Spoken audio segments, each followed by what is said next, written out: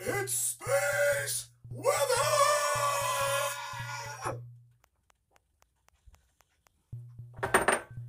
Looking at the sun at 171 angstroms.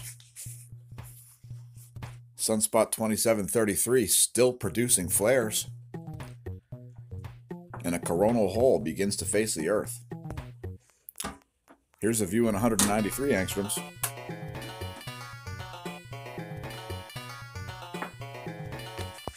And let's look at the magnetic lines.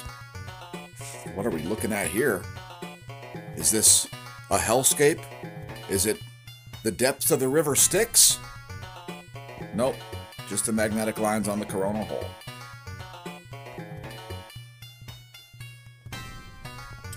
And since the 94 angstrom view takes more photos than the others, let's zoom in on that sunspot.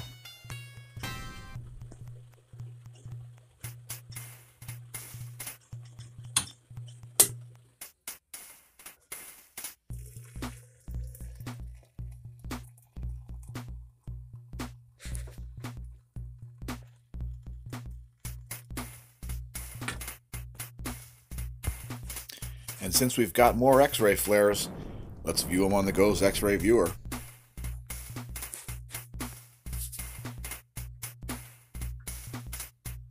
Sunspot crackling with energy as it sets on the western limb. Let that play through one more time.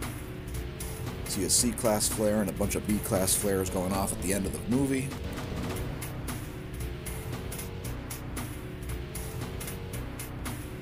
Sunspot 2733 lives on. Next, we've got a coronal hole wind stream incoming right now. We've already begun to see the effects, so let's look at the real-time solar wind. We do see a negative BZ angle here in the top frame, and a very high BT, total amount of magnetism out of the sun,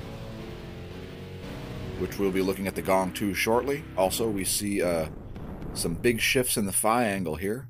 It looks like the magnetic connection to the coronal hole has subsided for the moment, although we're going to continue the earthquake watch because of this coronal hole. Solar wind density has leaped up to 11.84 protons per cubic centimeter, and the solar wind speed has just finally started to rise. So we're looking at a density drop-off and a velocity increase for the solar wind, as we usually get at the beginning of a solar wind stream from a coronal hole. Next, how about a rundown at spaceweathernews.com? You can see what's going on with the X-ray flux. That sunspot is not letting up anytime soon. And also, we do have an active region rising over the east of the sun as well, which we'll cover momentarily. Actually, at the end of the video. And we see a GOES magnetometer drop off here. And we will be looking at the Gong for evidence of that also. And the KP index has gone up to 1 for the past 9 hours.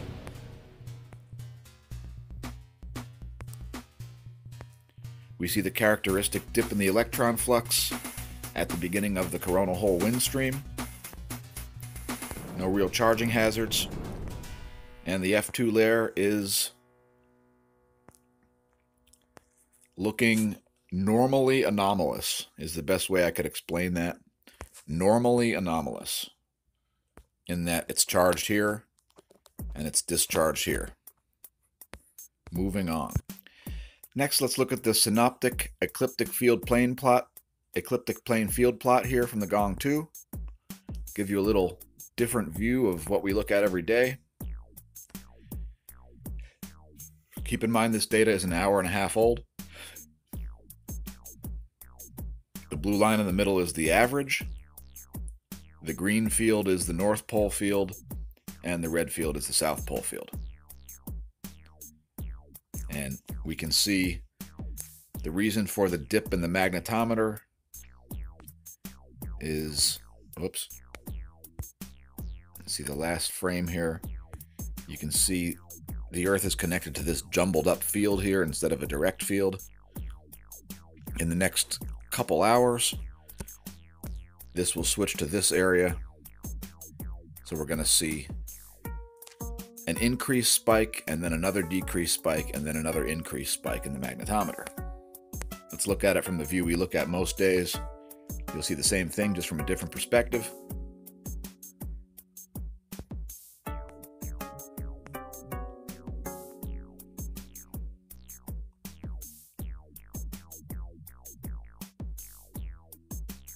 And just to give credit where credit is due, keep in mind that the Gong 2 is the Global Oscillation Network Group, which is part of the National Sunspot Observatory, part of the Integrated Synoptic Program, compiling data on the sun for over 40 years.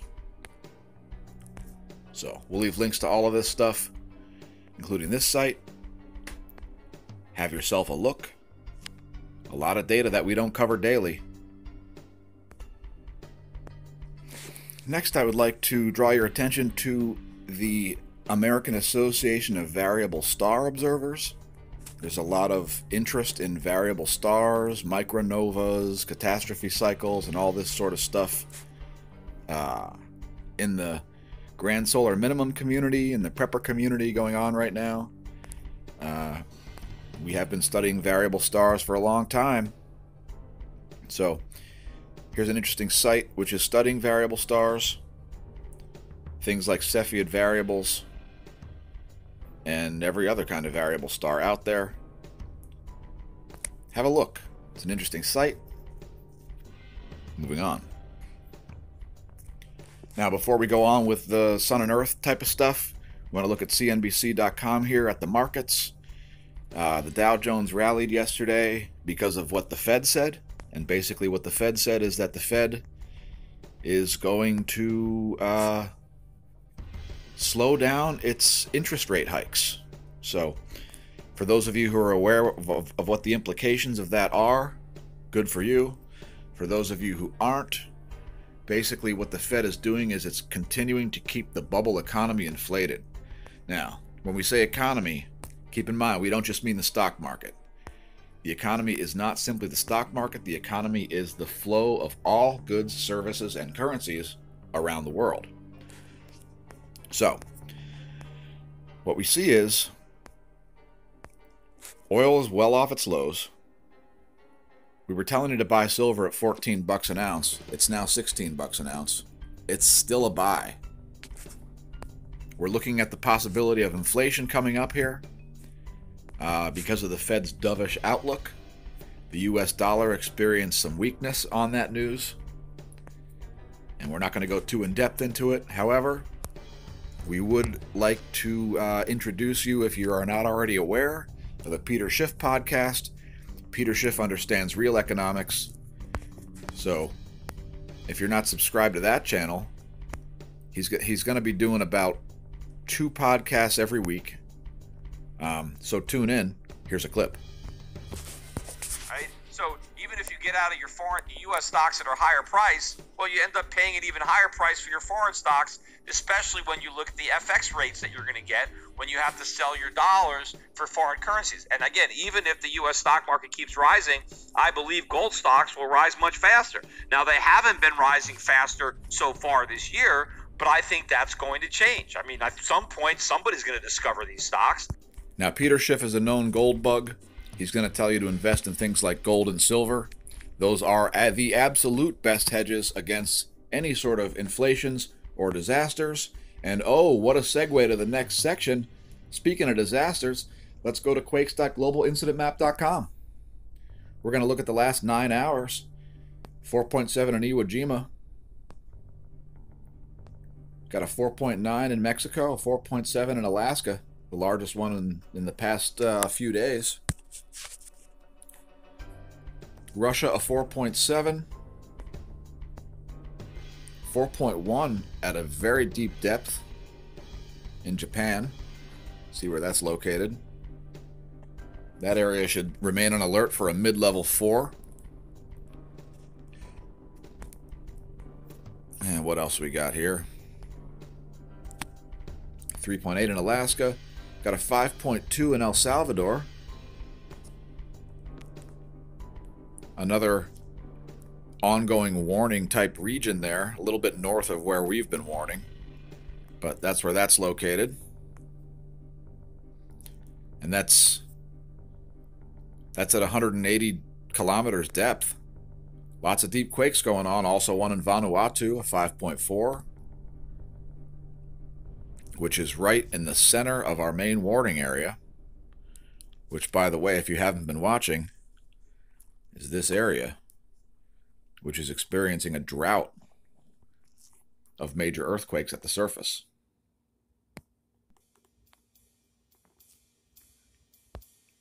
And besides that, that's about it. So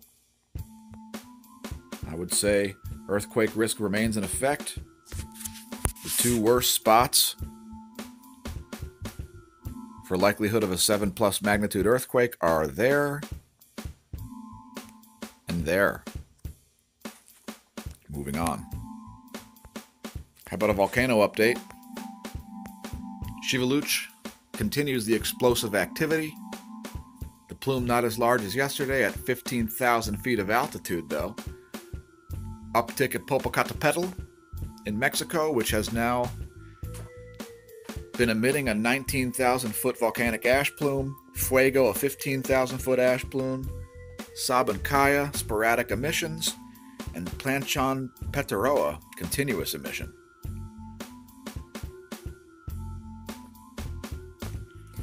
For compactness, we're not going to cover cosmic rays today, other than to say that there hasn't been a significant uptick except in the two Antarctica monitors, DOMB and DOMC. Every place else, not showing an uptick. Next, we'll look at the geospace magnetosphere movies here. First, at velocity. We're going to see an uptick in this as the day goes on, because we've got a coronal hole wind stream coming in, and the velocity is about to increase, as the density already has.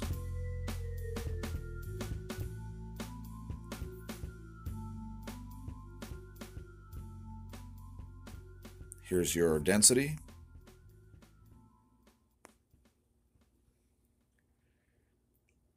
Which is actually quite high right now.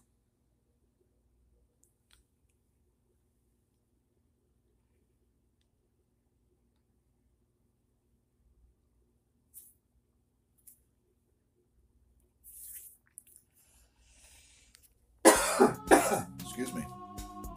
And then here's your pressure.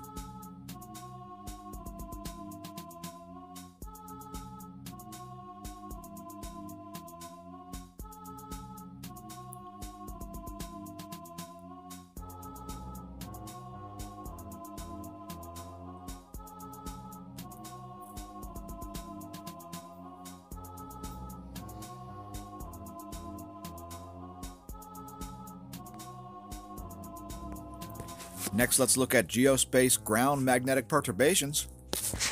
We've got the view from the poles. A lot more activity than yesterday.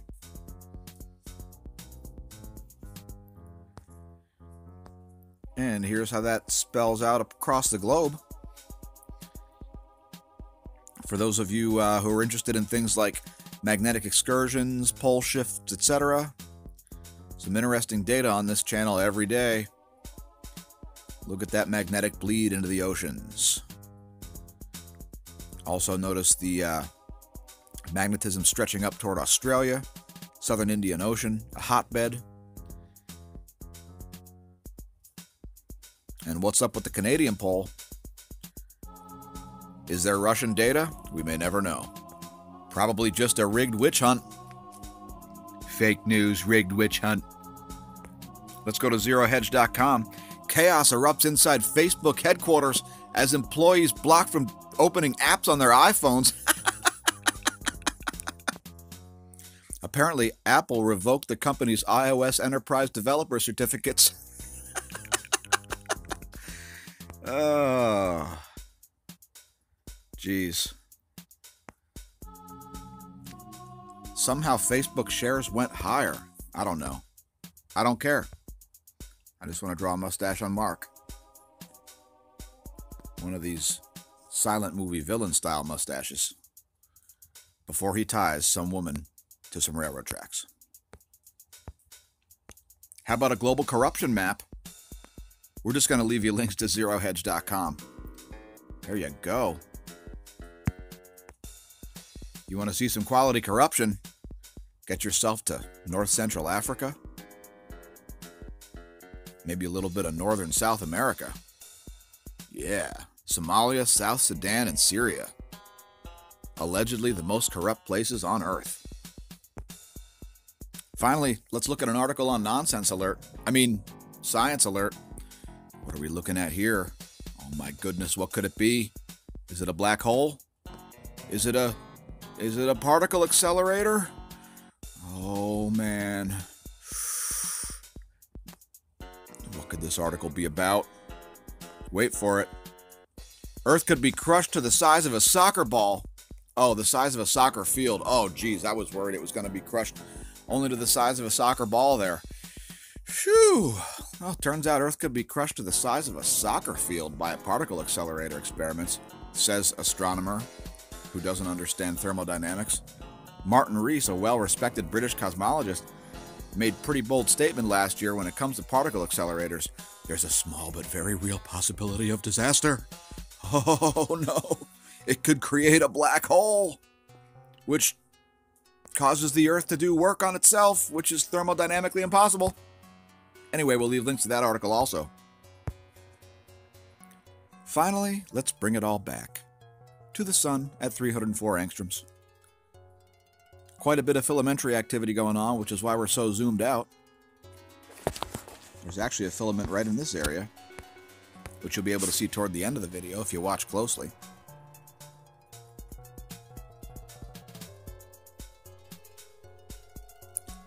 There's actually some filament transfer activity going on there between the sunspot and that northwestern setting activity. Let's zoom in.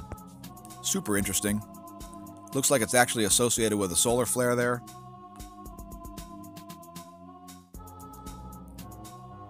See the way there's a relationship between that filament, the magnetic looping, and that sunspot. Good stuff. Anyway, thanks for watching, everybody. Thank you, subscribers. Thanks, David Dubine.